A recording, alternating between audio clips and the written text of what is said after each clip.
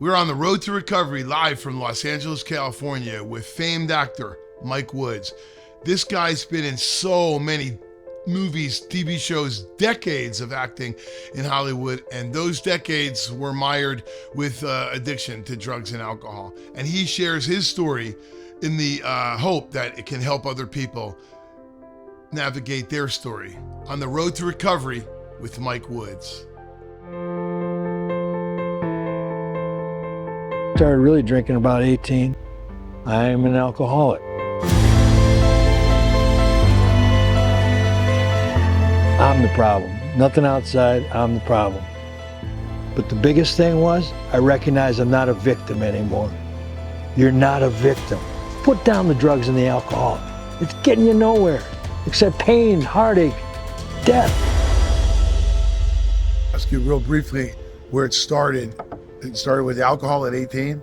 Yeah, I didn't drink till I was 18. 18. My dad was a doctor. My mom was, I came from a great childhood, right? My dad was an OBGYN. My mom, Roman Catholic, good little perfect leave it to beaver fucking family. One little sister, just the four of us. I didn't drink till I was 18 years old. But when I started, baby, it was boom. Well, I'm an alcoholic. I'm Irish. It's in my DNA. It's in my DNA. I mean, it changed, when that first sip, it just lightning in a bottle, baby. Because I never felt okay. You always felt like there was something wrong with you. And all of a sudden, it made me feel okay. Whether it was alcohol or drugs, it makes you feel okay. Makes you feel accepted. Makes you feel like people seem to like me now. I seem to get along easier. I'm funnier. I can meet a girl now. I can talk to a girl. All that stuff opens up. And so, and then you do it and you think more and more and more. Of course, you want something more. More is how we grow up in this United States of America. More's bigger, better, more. And did more. The acting and all fuel that too? Well, I started, I was originally following my dad's footsteps, but then drinking, I found I was doing concerts. I was doing Alice Cooper, light my hockey stick on fire. Again, you're drinking, being a little crazy and having some fun. And all of a sudden you're going, whoa, I got this avenue. And it opened up for me, the acting. And I thought I might want to do it. And I still studied a little medicine for a while. But then I went to I did a audition at a college, and they liked what they said. Yeah, you're please come into the program if you want. So I went, okay, I always, to a certain degree, I believe you either have it or you don't. I mean, it's something that is right for you or it's not. And they said, yeah, we think you can do this thing. So I went, okay, and off I went. So describe that a little bit, not the whole thing, but just a little journey of the acting and. Well, the acting. I got my degree in theater, and so I had 4 years of theater. Did a lot of industrial films. I did some regional theater. Got my SAG card and everything in Detroit, because Detroit shot a lot of film footage back in the 70s for all the automotive stuff. So I came out to LA with a lot of, at least I had film on myself. I had a SAG card. I had pictures. I had a resume. I had 4-year degree in theater, and I was drinking. And guess what? My first interview out here was with Steven Spielberg. And then the actor's strike happened.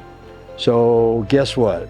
I started drinking, and I could see I was right back in the path of going down. And I happened to know one guy from back in Detroit, and I called him. He was out here, and I got sober. And I was sober for 14 years. And so in those first 14 years of my sobriety, bang, I got one of the biggest soap operas of all at that time, which was All My Children opposite Susan Lucci. And from there I did four television series. I had my own series. I did a series called Bare Essence. I did a series called Family Honor, myself, Ray Liotta, Michael Madsen, Eli Wallach. And I had my own series called Private Eye with Josh Brolin. And I did another series, Capital News, with Lloyd Bridges. I did War and Remembrance with Robert Mitchum and Sharon Stone. And so I did really pretty good. I did great for 14 years, and then I decided, no, I can do this on my own. And guess what? I did okay, I survived, but I didn't have quite the career that I had when I was in the program and had God in my life, so to speak, in a way which was really not even so much God. I always had God, but I wasn't of service. I wasn't going to meetings. I wasn't staying close to the program, and I went up. And that's when everything was okay from there on. It wasn't spectacular. I survived, but thank God, by the grace of God, I came back. But anyway, body, mind, it's what I think. It's what's in between here, baby. I am the control center. If my thinking is stinking, nothing's gonna work. So I had to change my thinking. So body, mind, and spirit, because this is a spiritual program. And you have access to a power greater than yourself. It's all around you. You walk in it. We walk in it.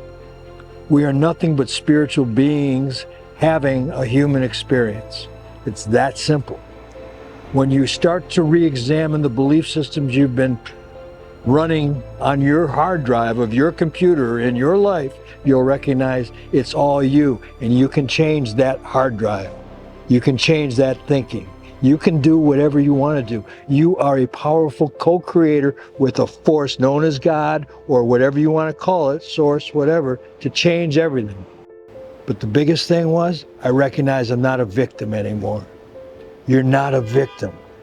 Unfortunately, all those old belief systems made me grow up, and I think most of us grow up as a victim, that we think we're helpless, that we think we have no other solution. We're not victims. I had to lose the word blame. I can't blame anyone or anybody else for my life. Entitled. I'm not entitled to jack shit. None of us are entitled to jack shit. You're entitled to life, and it's your job when you were born, and I know you didn't ask to be born, but guess what? You're here, so what are you gonna do about it? Be of service to life. That's all there is to it. How can I help you? How can I help you? If everyone helped each other, do you know how fucking easy this life would be? Put down the drugs and the alcohol. It's getting you nowhere, except pain, heartache, death. Come on, let's do this thing. Let's have some fucking fun. That's what it's all about. We're here to have joy and fun and be of service and love. Let's do it. Rock and roll, baby.